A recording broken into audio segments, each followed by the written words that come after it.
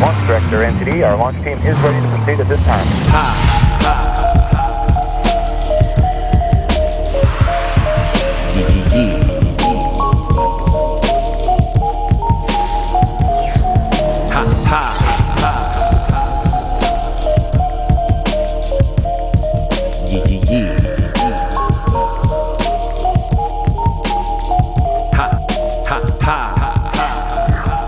Yeah, welcome back. Episode 58 of the Journeyman Chronicles. We are ready. I am ready. Are you ready? Are you ready to do some yard work? Because spring is here. Spring is here. Right now my fireplace is on, but spring is here. And that's the confusing part of the season. And I'm sweating, but I'm cold. If that makes any sense. Anyway, I haven't started my yard work yet. I should.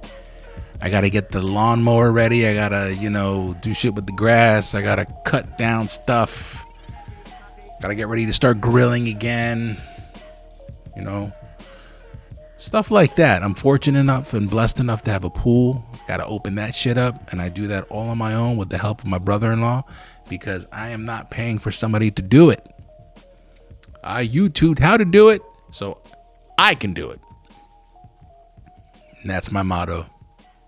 Do for self. Anyway, yes, episode 58. This week we are talking with Jasmine Taylor, who also goes by Pan, all capitals, and I'm gonna explain why. Because she just likes the way that shit looks, and you know what? I like that.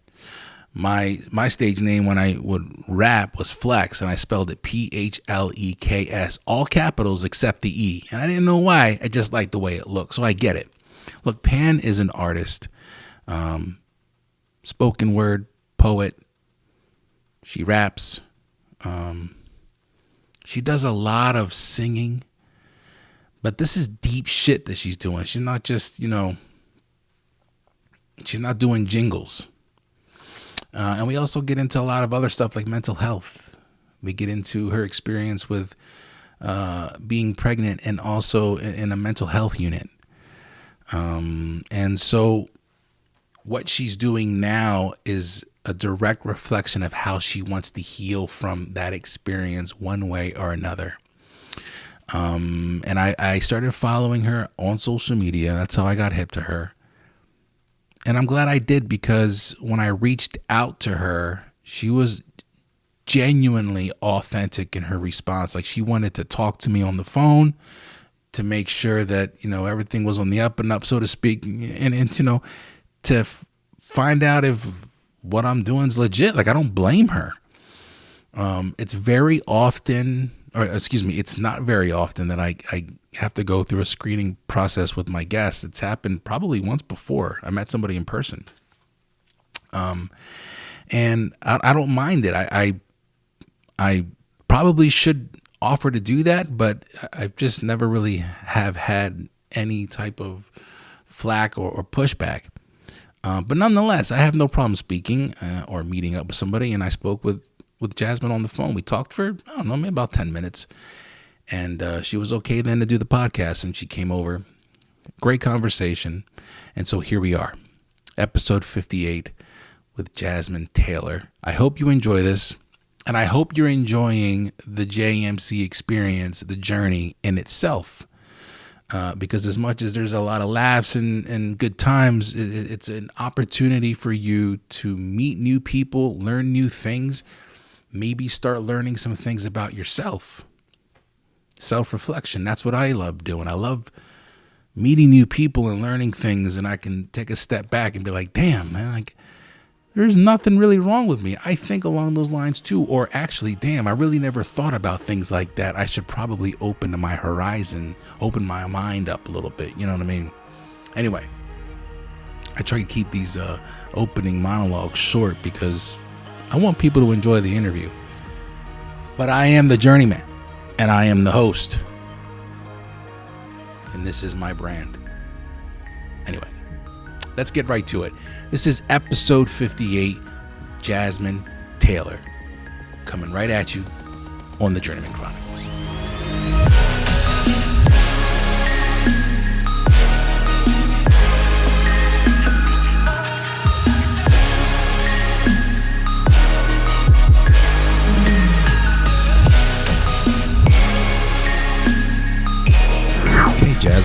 Thank you for joining me. Of course. This is, like I said, it's all new to me, so the video editing is going to be different because I'm not going to be able to. I want to keep as much as I can in the video, which means I won't be able to edit out as much as I'm used to with the audio. Oh, okay. Before it was just an audio, so it was a lot of easy editing. So it's challenging me now. It's like now I really need to make sure I don't. Sometimes I would like stumble on my words, or I would not have questions. Not have questions. I don't mean for you to be nervous. I meant for me, it was like the host is supposed to be somewhat prepared to guide the show, and there's times where I'm like, oh man, fuck, I forgot my question, and I would edit that out. So now it's like I gotta make sure it's not live, but still, nonetheless. Yeah, I ain't ready for live. Nonetheless, I'm not. I ain't even gonna lie. I tried doing live once, and it was like, maybe I'll get there. Yeah, it's a lot of pressure. It is perfect. Yeah, I don't like it. And I mean, with what you're doing, and obviously I want to get into that, but with what you're doing, I'm sure.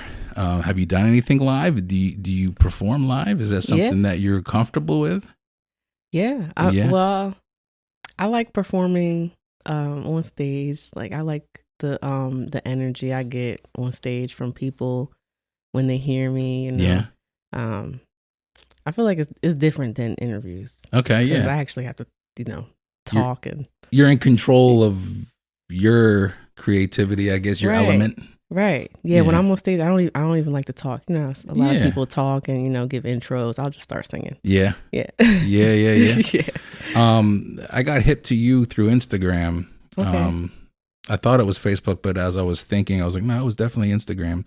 And I'm grateful because, and I think I mentioned this to you when we were on the phone, that this season I was really just all of a sudden really gravitating and getting to know a lot of spoken word artists and creatives.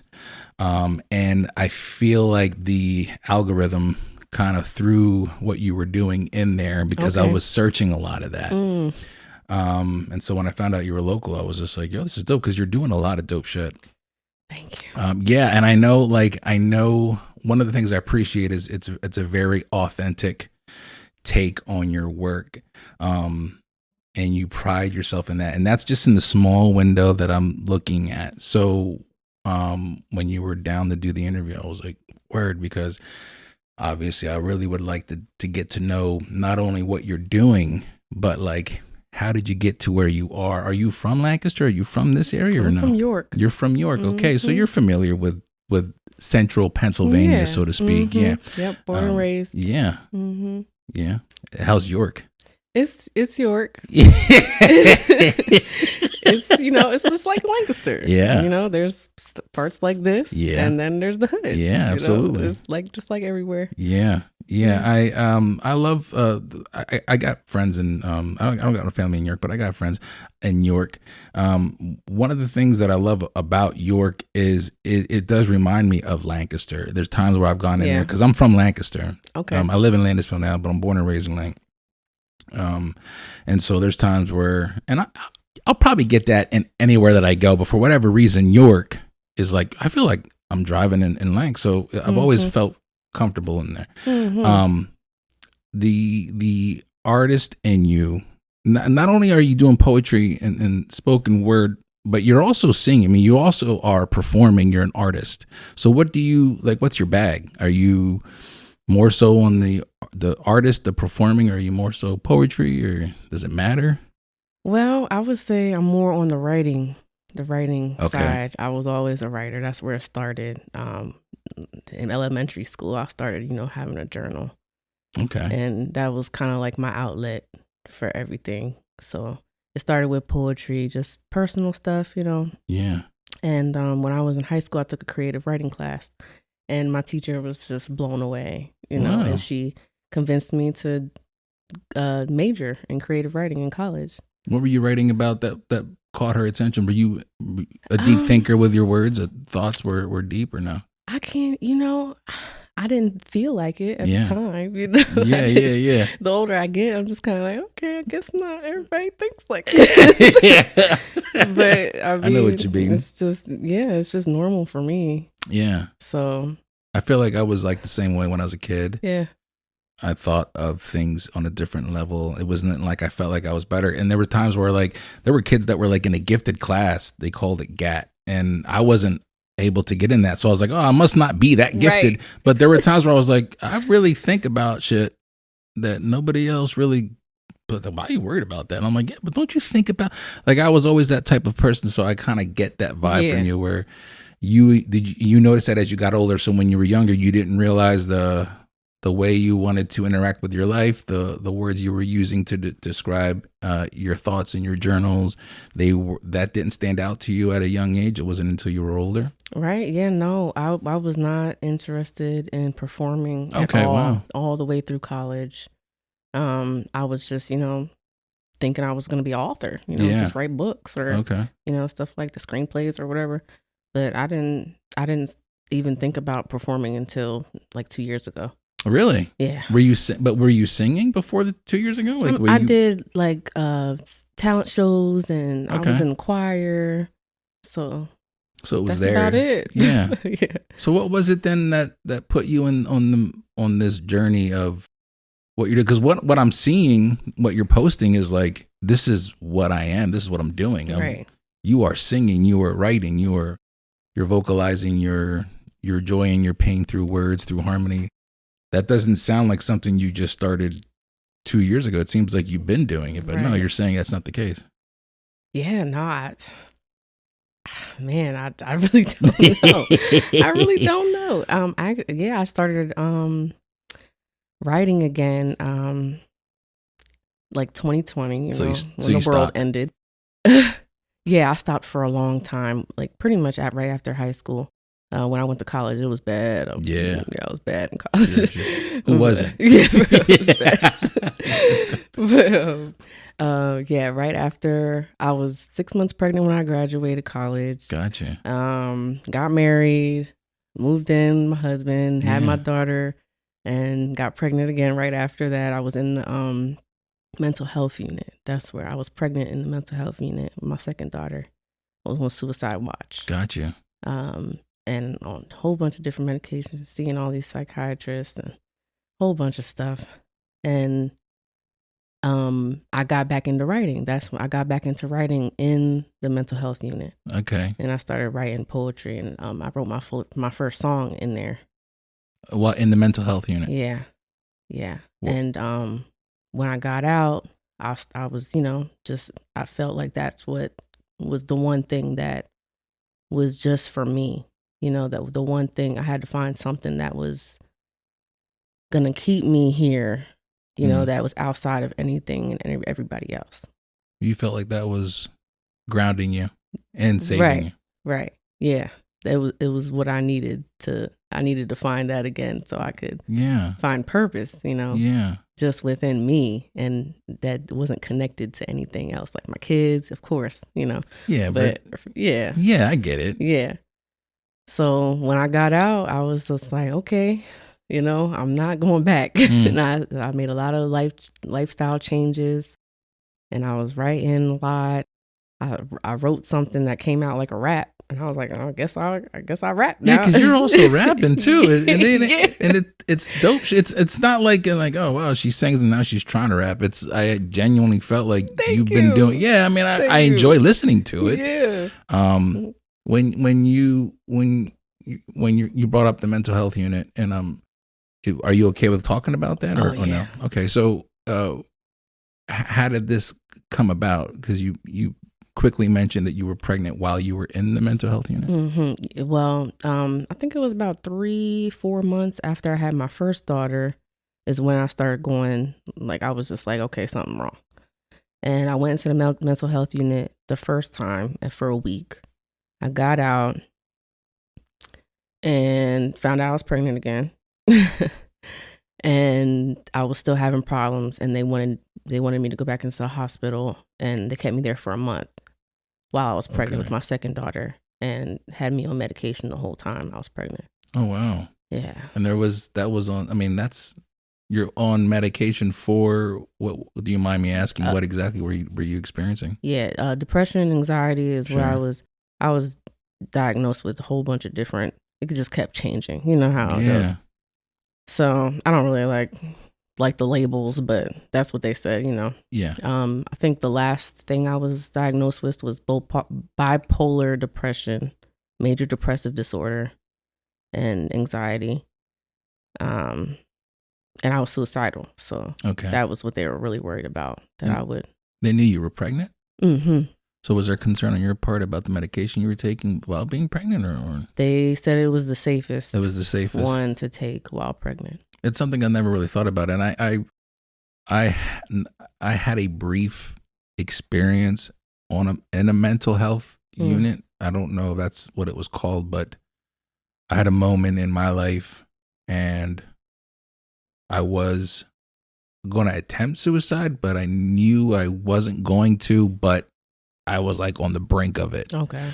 You know, long story short. Yeah. And I was actually in the middle of my divorce, and it was like one of those like come to Jesus moments where it was like I kind of just put myself in a position where I'm not trusted with my children now. Mm-hmm. So I agreed, like, I'll go get help. But at that moment, I went to Lancaster General, and I remember I had that brief moment. The reason why I'm bringing that up is because I can understand, like, I don't, and if, correct me if I'm wrong, but like I didn't have control of a lot of things in that moment. And so as a woman who's pregnant and you're being told this is the safest medication, it's I'm assuming out of your hands at that point. I mean, where you couldn't have checked yourself out. You were in there, they had you. I mean, how does that work? Yeah. Well, you have to sign a paper for 72 hours, but once you're in there, and they can keep you as long as they want, as long as they think you're not fit to leave. Gotcha. So they were just, worried, I guess. Yeah. Because I was being very honest with them. Yeah. I was scared. But that's a good thing that you were being honest. Yeah. I do regret a lot. I just wish I knew the things I know now. Sure. And I would have, done a more natural, way. But you mean what do you mean do it natural in regards to just how you handled whatever you were dealing with, or what you're finding help, or right? Yeah. Well, I don't take medication now. I got you. Okay.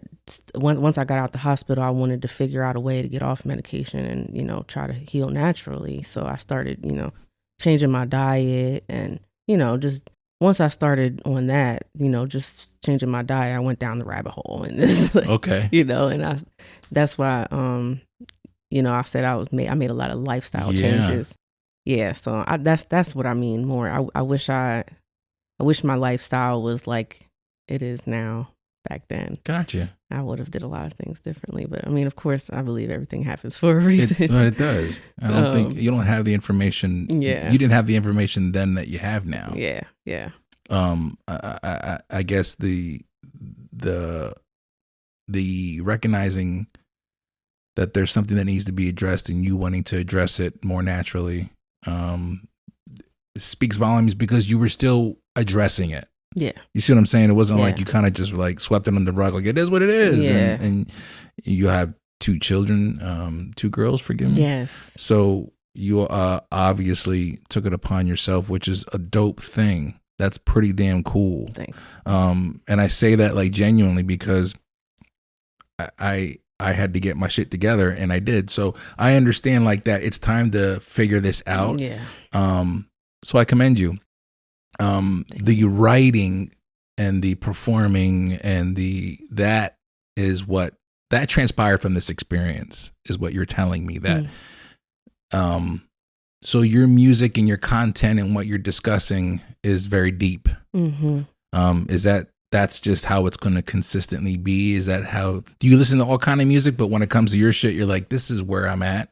Or do you just zone out, listen to what, you know what I mean? Like, cause there's a lot of people that can listen to what's in the club, but then when it comes to their shit, it's different. Yeah.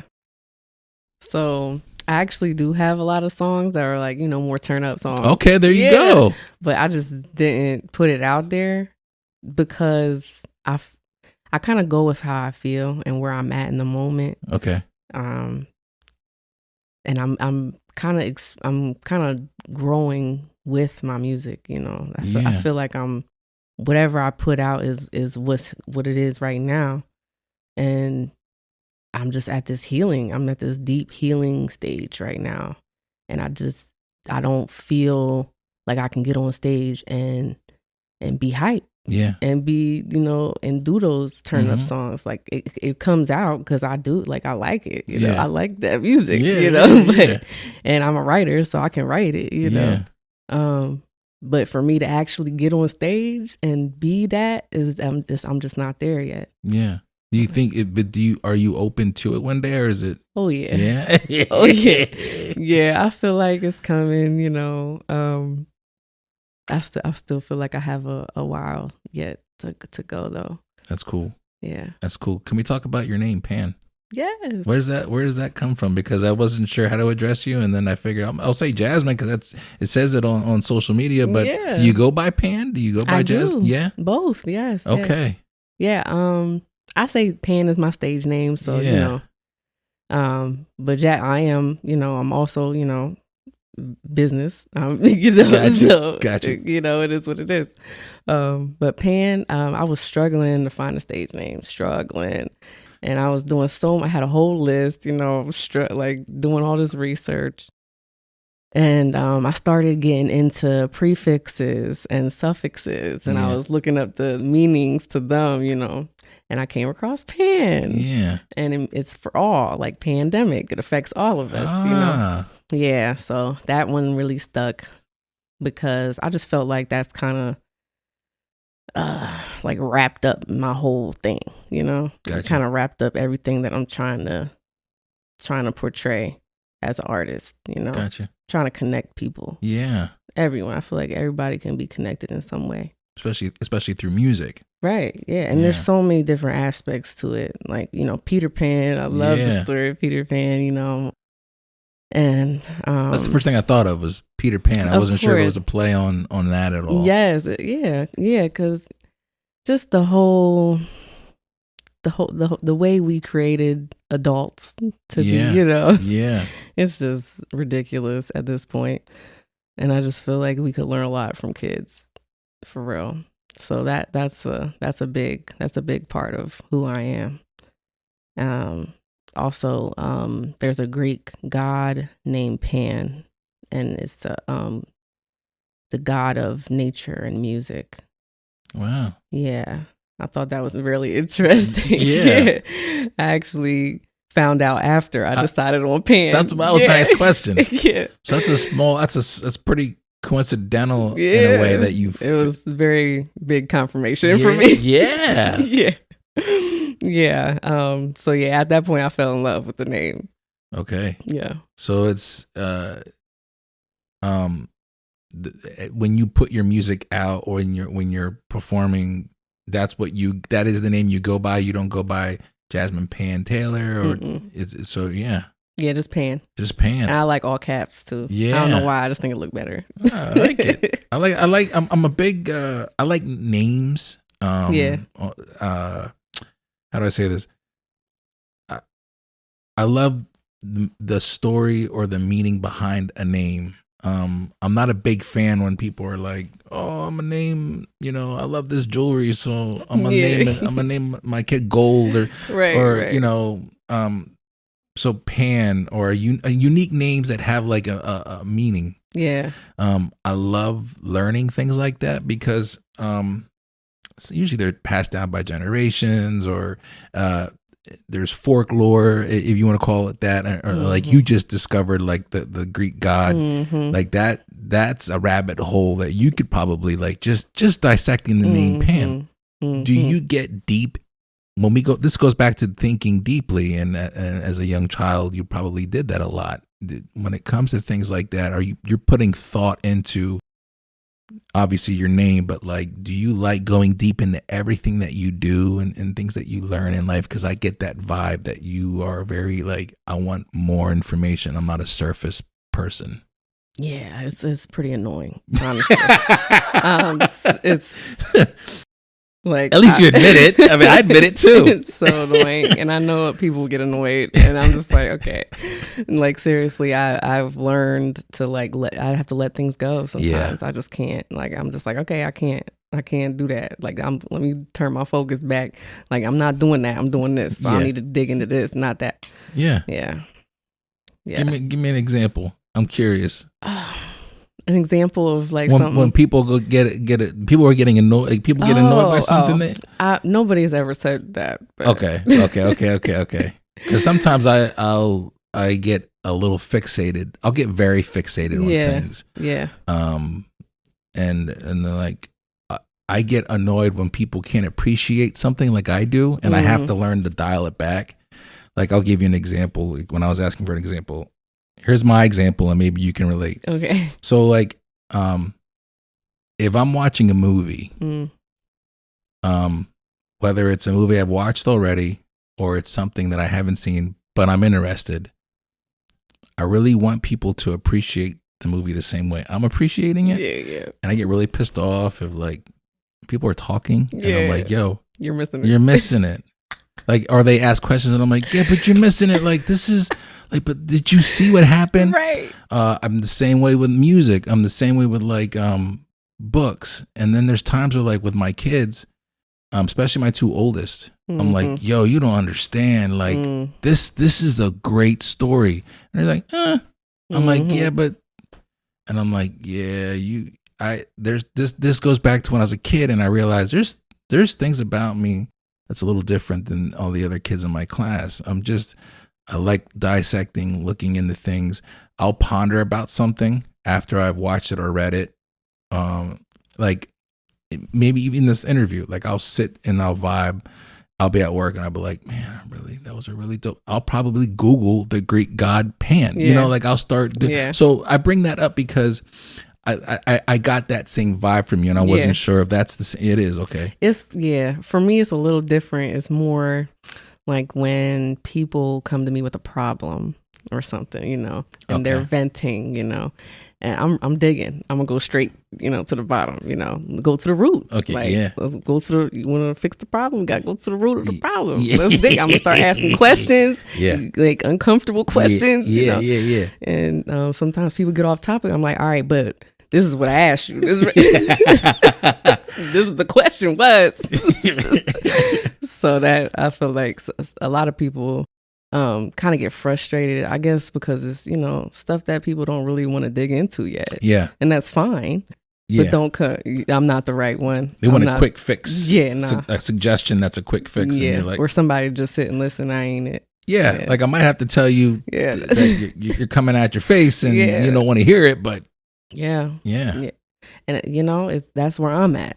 That's where I'm in that part for myself, you know, of the digging deep and asking myself those difficult questions and digging into myself. So I can't be that person that's just going to sit there and be quiet no more. Yeah. How's that experience digging into yourself? Because I know I've done it. I'm still doing it, and it's very difficult. It's terrifying. Yeah. It's terrifying. Isn't it liberating though? Also. Yeah. That's why I keep doing it. Yeah. That's why I haven't stopped. Because the changes I've seen so in such a short time, for real, like I'm a totally different person now than I was a couple years ago. Yeah. And all it took was me, you know, just kind of, you know, self-healing, self-parenting. Yeah. Becoming the person I want to be, you know, doing the hard work, a lot of crying. Yeah. A lot of anger. Sure. You know. But it's a beautiful transition. Yeah, it's I like to use the phrase. Sometimes I used it with my family recently. We were just all together, probably this Thanksgiving, and we were talking about something that was really sad. I think it was prayer. Forgive me. Damn, prayer isn't always sad, but I mean, we were all like praying and crying. Yeah, right. And I just wanted to tell everybody, like, the good and the bad. Like, what a time to be alive. Like, of all the, like, we're lucky enough to be here. and that puts up, and I know you can understand what I'm saying because of the experience that you just shared with me, that what you're at, when you're at this point and you're like, wow, but I'm here. Yeah. Like, wow. Yeah. Like I almost didn't see that because I almost took it away from myself. Right. But what a time to be alive. Mm-hmm. And I tried telling that to my kids, and I tried telling that to my family. It sucks right now, and I don't even want to hear it because I'm angry. But man, we're here. Like for whatever reason, we were all brought here at this time. Generations from now, our family may not know who we are. They'll just hear stories. Right. But what a time to be alive now. You know what I mean? Yeah. Yeah. Yeah. I started saying that I'm just grateful a lot. I've been saying that a lot lately. When people ask me how I'm doing, I'm grateful. Yeah. That's all I got, for real. I feel like people who haven't experienced being close to death, you know, they don't really think about it like that, just being here, Yeah. what that means, but like you're with your experience and my experience, you know what it's like to be at that point in your brain where it's just like, okay, I can just end it now. Yeah. Just being that close to death is something that people don't think about until there's a funeral. Yeah. And then they're not even really thinking about that could be them or that being them. We don't really talk about it, as a society, a culture or whatever. It's not really talked about or accepted. No, and there's no empathy. Yeah. If that makes sense. Like I'm sympathetic because I've experienced it. And so it's always been like something that I take I get really annoyed. It actually angers me because there's the cliche, like, oh, you're selfish if you do something like that. I'm like, do you know how far someone's got to be gone to really believe that they're better off, that their family's better off? Like, that's somewhere that you clearly don't have any idea. Like, congratulations that you haven't hit that. But someone's got to be at that lowest of low to genuinely believe, like, well, my kids are better off without me. And that's where I was at. So I'm always like, whenever I hear a story like that, or it's too late and you hear the story afterwards and you're like, oh wow, yeah, like my heart breaks because it's like, oh, somebody just needed to listen. Yeah. And so I take it that you can definitely understand my point in that. Oh yeah. It's really annoying. And the thing was, I had people that listened. I had people to listen to me. I had, family, friends. I was married. And happy. Yeah. I had everything: the house, the kids, family, the support. I needed to listen to me. I wasn't listening to myself, and I felt like that's where I was getting messed up because I stopped listening to my intuition, or whatever you want to call it. I stopped listening to what made me me, and I wasn't myself. I was doing stuff that everybody else wanted me to do. Okay. And that's why I got so bad. So you were already aware. You were aware that you needed advice, help, someone to talk to. You had it, and you still made decisions that went against that. Is that right? Is that what? Okay. Right. Yeah. Like I had the counseling, I had the support, the family, and everything, and I still didn't feel better. It didn't matter to me. I still didn't feel like, I still felt like something was off. Yeah. And then once I started, making the changes in my life that I wanted to make, becoming the person that I wanted to be, then, people had problems. Oh, really? People that I was, as family that I was, pleasing, people pleasing. Gotcha. That's kind of who I was, growing up. I was a people pleaser, and I was really quiet, and I just listened all the time. People always vented to me. I never had anything to say. Gotcha. And I did what people wanted me to do, and I went with it, just to kind of feel accepted, going along, and it builds up. It builds up. Yeah. It built up on me a lot. Gotcha. Yeah. So whenever somebody says that, that you needed the support, somebody to talk to, I'm just like, that was a big thing to me. Like, I had all that. Yeah. And it was the only thing that I needed was to look within, and to. That's a good point then, yeah. Yeah. I had to, once I started like writing more and be able to like kind of get that out, get those feelings out, it became more clear to me the type of person that I wanted to be and who I wanted to become. Yeah. Yeah. The stigma of talking about the negative stigma of, I guess stigma is negative. I don't know why I said that, but the stigma of talking about your feelings. And I've discussed this before in other interviews that I've done. Like in my parents' generation, it was taboo. We don't talk about shit like that. You know what I mean? So we grew up where it was like, if you're going to address your feelings, let it be this one time because I don't want to keep hearing it. You know what I mean? And it's like we laugh now, but there are like mental repercussions where it's like, no, I'm not going to be that person. So, and so you neglect yourself. And so like, that's what I'm getting from you is, and I know what that is, where it's like, I had signs in my life that I look back now and I was like, yep, red flag, red flag. But I was just pushing along, doing what I thought was asked, but I needed to do, make people happy. And I neglected myself.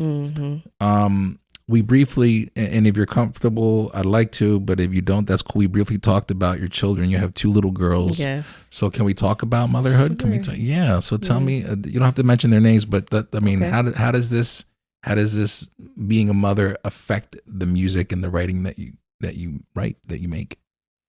Well, like I said, music and writing, I mean, it's kind of my thing, separate. Like I am a mom first, I homeschool. Okay, wow, yeah. Kudos to you. I did. That's a lot. Yo, that is a lot. Yeah. I have a sister that did that, and I was like, wow, that's a lot of work. So props to you. It's a journey. It's a journey. Is that something that you've always done, or did you start that during the pandemic, or what? Oh no, I knew I was gonna homeschool. Got you. Yeah, when they were babies. Yeah. Got you. Yeah. I always put them first. Everything I do is around them, around their schedule. I just feel like it is what it is. That's to me. That it just is what it is. But when most of my music, my poetry, don't got nothing to do with them. Copy. Because that's my thing. Yeah, that's absolutely. Like I was saying before. Like this is the thing. This is what's keeping me here. And so and I needed something just for me. Gotcha. Everything else is them. Yeah. And they get it. They got it. So yeah, it's really me. I really don't have much. I don't have. No, I love it. Poems or songs about them really. I'm actually working on a collab right now with a singer who wants to do a song kind of like that, about motherhood. So this will be like my first type of like mom song, the first time, really. Yeah. But I can appreciate the authenticity there because, and that's what I'm spoiling myself with what I want to do. Yeah. There's nothing wrong with that. Yeah, it's like pouring into your own cup. Yeah. So that you can pour out. Yeah. And you're not pouring out, really. You're overflowing. I never knew that, though. Yeah. You know what I mean? I didn't either. It was always like, I always thought the admirable, proper thing to do was like, my children come first. And in a way, they are, but you're giving yourself, like you just said, they get everything else. It's this small little door that you open up every now and then and you step inside that room. It's just for you, and that's okay. Yeah. Yeah. It is. It's I like very it. Okay. Yeah. I love it. Yeah. Well, I would think then that your music then would be different. If your children were influencing the content you were writing, you wouldn't probably be who you are as the artist that you are right now. Right. Yeah. It wouldn't be me, really. Yeah. I appreciated when we were talking on the phone. You were like, I got to get my girls to bed, and it was just like, I'm at that point in my life where I'm like, yeah, no, I know that life. So I always appreciate that as a mother with children, and the work that you're doing as an artist, the finding a sitter, the hustle there, the grind. It's not easy.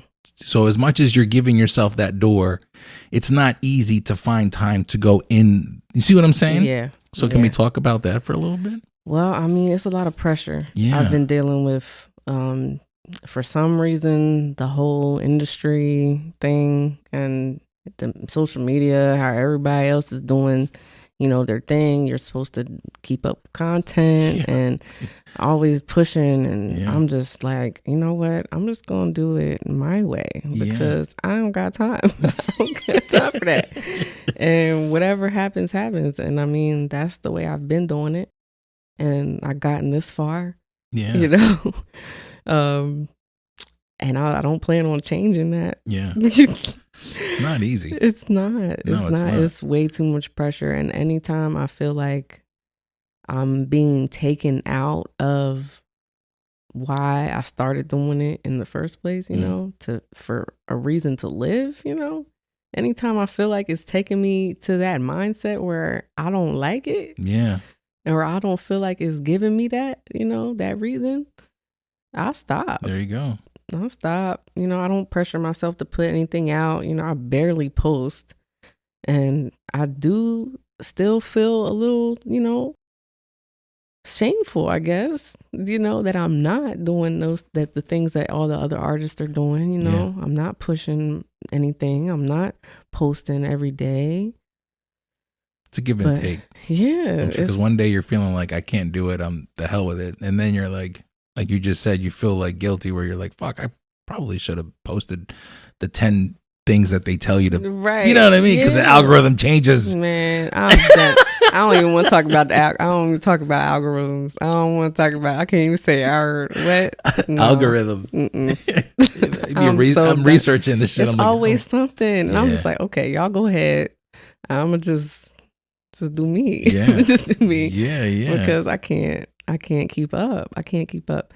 And it's also pretty much like goes against the image that I want. Yeah. You know what I mean? I can understand that. Yeah. Yeah. It's almost it's ironic that, and there's nothing wrong with it because a platform is a platform. And if you're going to speak your truth on the soapbox, then who gives a fuck where it's at? But it is also like, okay, I'm going to use social media to express my inner peace and truth and how I want to avoid this, that, and the third. That really social media at times harbors the negativity, the frustration, the toxic information, if you will. So there's a juggling act, I'm sure, for you where it's like, I like having this platform, but fuck, because I admit it, I scroll on my phone and my wife gets frustrated with me. So it's like, I'm posting shit that I'm posting, and then I'm getting caught up in like, what's the world doing? And then it's an hour later. Yeah. And so then everything that you're talking about in your music, that focus is no longer there for you if you do get wrapped up in that. So I'm assuming it's a juggling act for you in regards to using a platform like social media. Yeah. Well, the way I think about it, I have to stay sane. I gotta stay sane. Like I got everything that all the thoughts that seem negative that come in, I gotta find the positive. Like yin yang. I gotta find that white dot. Yeah. So, the way I see it is, backwards is the new forward. There you go. Yeah, I like that. You know what I mean? Yeah. I can't expect, the way the world that I would love to see to be, where it is tomorrow. I understand that we've gotten to where we are now over years. Yeah. So, I keep telling myself all I can do is just go a step backward. Yeah. Yeah. So, do you disconnect from technology and zone out in your world sometimes, or no?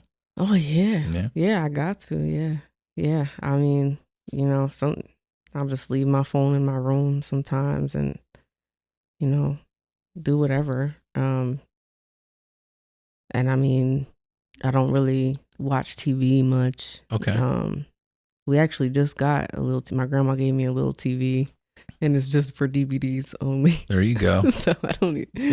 You just got like DVDs of watching like old Looney Tunes. Yeah. And, like Avatar, Last Airbender. We binge watched that season. Harry Potter. Just random stuff. Me and my kids watching all these DVDs. There you go. Know. There you go. And I feel like that in itself is a step backwards. No microwave. Just simplistic. Yeah. I'm just trying to, just simplify.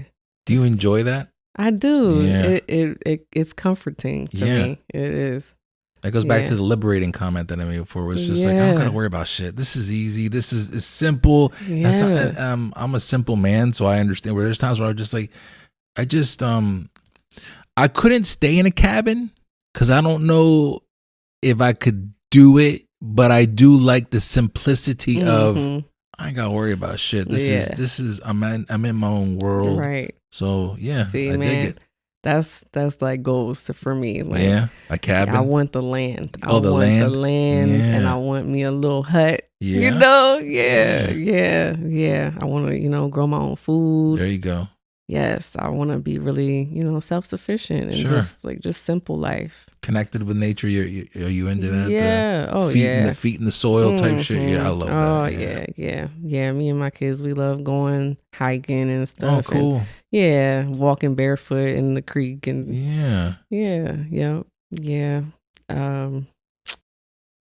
all types of stuff. I'm really into herbs, and tea, like herbal teas. And, natural shit. Yeah, natural medicine. Yeah. So, I'm a baby in it right now, but learning and growing. Yeah, I love it. I would have at one point in my life really, I wish I would have dabbled in that more because I like the idea of it.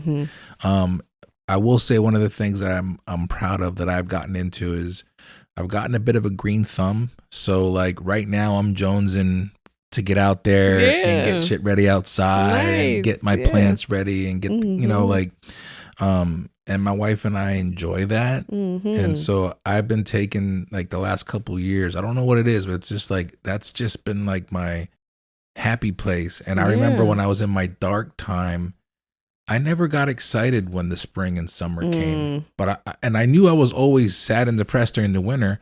But to me, it was just like the sun. Like I don't want to be in the sun, and I still don't. I'm not really crazy about it, but now it's just like I can't wait. I can't wait, and so I'm chosen. So I'm curious. Are you the same way, or with what you just mentioned? The herbs, the hiking, the natural shit. You Jones for that type of. That's your vibe. Yeah. That's your Oh yeah. I'm starting to plan my life more around the seasons and stuff. And it's hard because, our world is just constant. Sure. But just like with my performances, like I decided to take off the winter and fall months.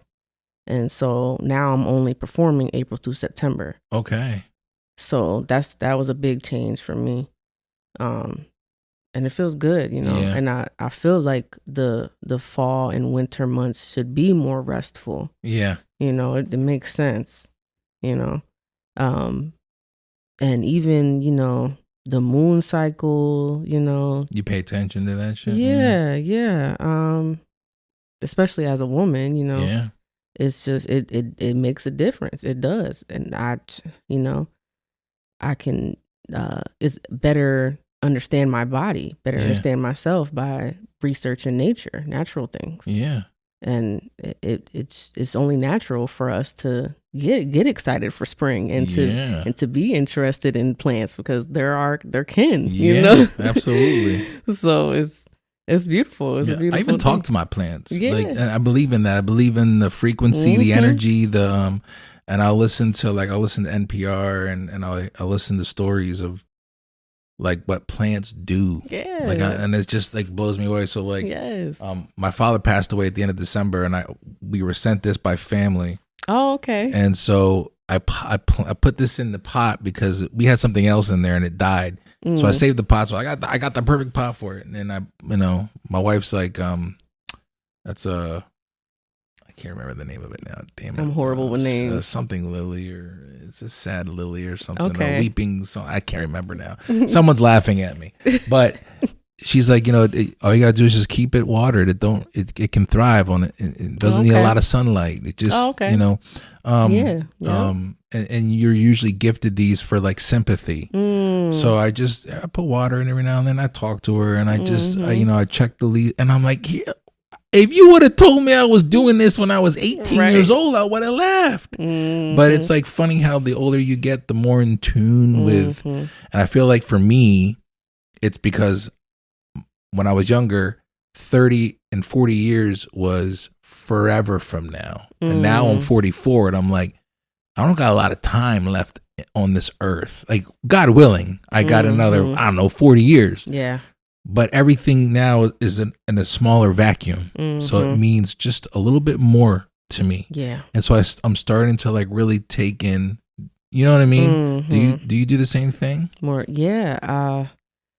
Well, I'll be 31 next month. So you are a baby. Yeah. I mean, that's what I was saying. Like, I'm just starting to feel that way, you know? But that's cool. At 31, you're feeling that way. So you got a great life ahead of you already, like thinking like that. I wasn't thinking like that at 31. And I've been told that before, but I don't, I still feel like everybody else, Whether it took longer for you or not, it's still, same to me. Yeah. Still feels the same. Yeah. I don't know. I guess I got so terrified when I was suicidal. I was desperate, desperate for something. Yeah. So desperate to figure something out, about myself. And once I started, getting into it, it really started with my diet. Yeah. And starting to eat different. The food, when I started researching, food and it's deep. Yeah. So that's what really got me into the whole lifestyle now. Gotcha. Just getting more into nature and the elements, researching about the elements and try to understand my own emotions, and the way they work and why, you know. It helped a lot with my healing process. Word. Yeah. Considering everything we just talked about, and a lot about your music, a lot about the hardship that life brought to your front door, so to speak. Music aside, and writing aside, is there anything that you like to do to just chill? Or is it always just going to be writing and music for you? No, I like to have fun and do, I like to go out. I like to hang with my friends, I like doing sports stuff, Oh, yeah? I like playing soccer. Okay, you play soccer? Yeah, I mean, I don't play. I wouldn't say I play, but I actually played my senior year in high school. Okay. So I played 1 year. Okay. For real. That's more than me. And then, okay. There you go. So I got that. And then after that, I'll just, I got a ball, and I'll just mess around with it. I'd like try to practice tricks and stuff. And I play with my kids. Gotcha. They like it. I like doing a whole bunch of stuff, You like being active? Yeah. Okay, fair enough. Cool. Yeah, I'll do anything. Yeah. Jet skiing, I don't even know, bowling. Yeah. See, I like the thought of being active, and then I realized that I can't. Okay. Because I'm too big. I know that, but like I was probably like in my mid 30s, and I was like approached by some friends who were like, you want to join a rec league playing basketball? And I used to play basketball when I was younger, and I thought I was good. And then I realized that I'm not, right? So I went and I joined this rec league, and like 5 minutes in, I'm like, wow, this is not, I can't do it. And so for like 5-6 hours after the game, I was having a hard time breathing. Oh, wow. Yeah. And I was sitting on my living room, like, so I went to the doctor the next day or whatever. I scheduled an appointment, and the doctor's like, yeah, you got exercise-induced asthma. I was like, what the hell is that? It sounds like you just said you're fat. That's what I felt. Exercise-induced asthma just means I'm out of shape. Dang. And so when you say you're active, I bring that up because like I like the thought of being active when I try. And my wife's active. She goes for walks, and I try to go with her. I guess this goes back to like the mindset thing. Like sometimes you just got to change the way you approach things that bother you. So I'm not a big fan of walking, but I always end up enjoying it when I'm done. I'm like, it was nice, and I should do it more often. But I come home from work and like, I don't want to do shit. Yeah. You know what I mean? So props to you, staying active, and much props to you for divulging and sharing a lot about yourself, and also just taking it upon yourself to do the research for what you're eating and what you're consuming not only through food, but like media, and what you're reading and what you're putting into your mental, as they say, because words have power, thoughts have power. Right. What's the game plan for Pan? Where are we going? What do you, when 5 years from now, what do you see yourself doing? Is it more like you want to continue doing what you're doing, or do you have more scope of a bigger plan? I mean, the plan is always to take over the world, you know? Oh, okay. Yeah. So, whether it's tomorrow or 5 years. Yeah. You know? A plan. Yeah. Man makes plans, God laughs is the saying. Right, a plan, you know. I wouldn't call it a plan. Yeah. You know, it's pretty much more what was given to me. Gotcha. You know, the vision I was given.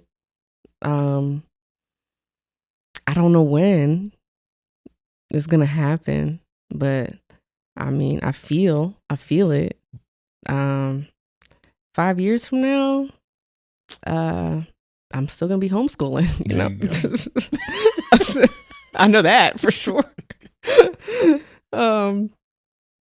don't even know that for sure. I mean, the way the world looks now, I know.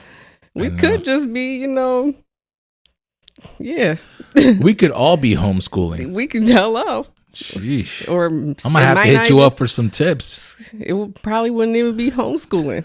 You know, it probably wouldn't even matter. Yeah, fair enough. Yeah, you know what I mean. Yeah. In an apocalypse type of situation, ain't nobody worried about no homeschool paperwork. No. Ain't nobody worried about how many maths you got. It's gonna be Mad Max out here. We're gonna be driving around in Jeeps. We're gonna throw our 4-year-old in the backs and right, no car seat. Have no car seat. Yeah, no cops. Yeah, so that's. It got pretty dark. That's my brain all day, every day. Help. That's why my stuff be the way it is, because this is me. You know, that's where I'm at with it. There you go. I don't know.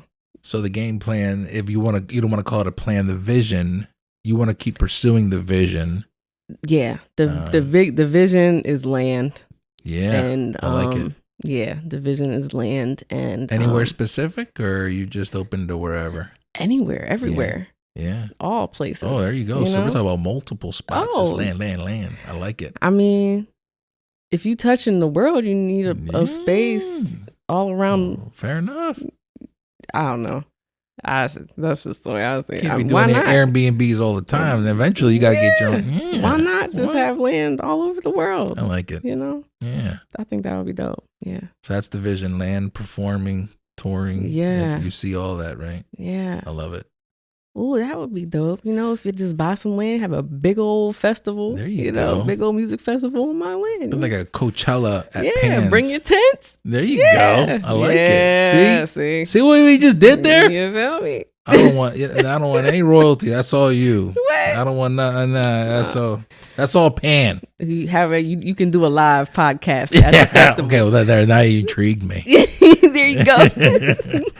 Okay. Well, Jasmine Taylor, Pan, thank you very much. This is Thank your first you. podcast. Yes. You did good.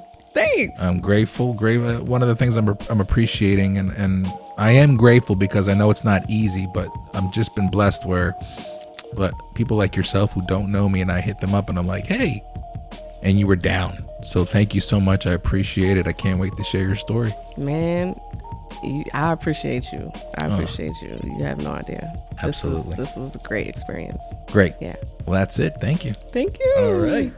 Yes, just like that. Once again, we are moving on. But before we do that, Jasmine, thank you so much for stopping by on the Journeyman Chronicles, for lending us your journey and being an official member of the JMC Alumni Squad.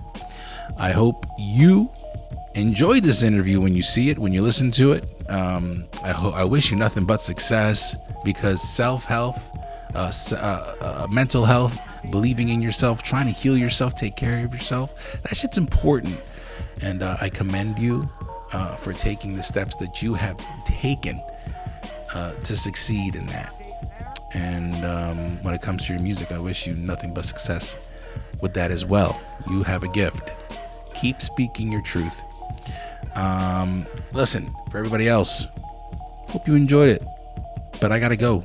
I gotta take care of things. I gotta go prepare for next week's episode so we can do this all over again. Until then, please take care of yourself, believe in yourself, and remember to maintain focus and stay continuous through all 4 seasons. My name is Felix C. Arroyo, and these are the Journeyman Chronicles. Y'all be safe.